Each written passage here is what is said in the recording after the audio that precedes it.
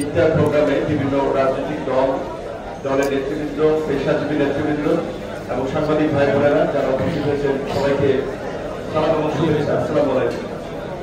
আমরা ইফতার প্রোগ্রাম এই হোটেলেই করেছিলাম।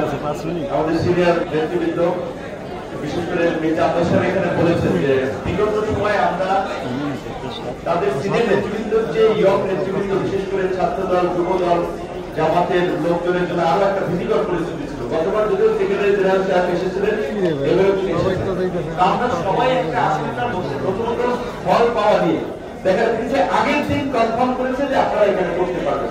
তো এইবার ওই জটিলতায় পড়তে হয় নাই এবং নিচে টিভির কোন টিম সিভিলে রেডি নেই, কারণ ওই আতঙ্ক নাই। আমরা এই ফাঁসিবাদ মুক্ত বাংলাদেশে প্রথমবারের মতো স্বস্তির একটা নিঃশ্বাস ফেলে আমরা একটা শান্তিপূর্ণ ইফতার আজকে সমবেত হয়েছি। সেজন্য আল্লাহর কাছে শুকরিয়া আদায় করি যে আল্লাহ আমাদেরকে এই মুক্তির ব্যবস্থা করে দিয়েছে।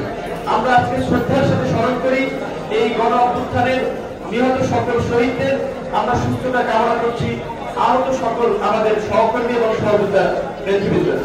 আপনারা জানেন যে বাংলাদেশের অত্যন্ত একটা সংকটকালীন সময় যেখানে তরুণদের বড় একটা অংশ রাজনীতি বিমুখ ছিল, সেই সময় কিন্তু আমরা 2018 সালে কোটা সংস্কার আন্দোলন এবং নিরাপদ সড়ক আন্দোলন এর মধ্যে দিয়ে তরুণদেরকে কিছুটা রাজনৈতিক ভাবে একটা সচেতনতার দিকে নিয়ে আসতে সক্ষম হয়েছে।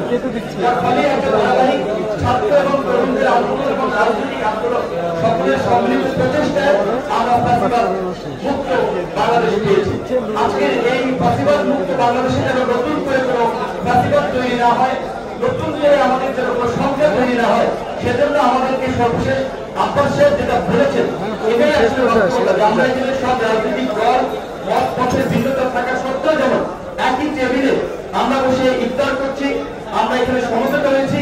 আগামী বাংলাদেশে যেন আমরা একইভাবে বিনির্মাণ করতে পারি, একসাথে কাঁধে কাঁধ মিলিয়ে চলতে পারি, আমাদের সেই চিন্তা করা উচিত।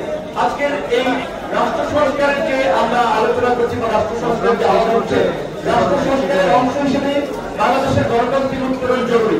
গণতান্ত্রিক উত্তরণে একটা নির্বাচন এই মুহূর্তে খুবই অতীব জরুরি হয়ে পড়েছে। নির্বাচন নিয়ে নানান ধরনের সংকট এবং সংখ্যা তৈরি হয়েছে। আমরা আশা করি প্রধান উপদেষ্টা ডিসেম্বরের মধ্যে নির্বাচন দেওয়ার যে অঙ্গীকার করেছেন, ডিসেম্বরের মধ্যে আমরা একটা সুষ্ঠ নিরপেক্ষ নির্বাচনের মধ্যে দিয়ে আমরা বাংলাদেশের নতুন দিগন্তের কথা আমরা সক্ষম হবে। এই মুহূর্তে যদিও আমাদের ইফতারের সময় ঘুরে আসছে।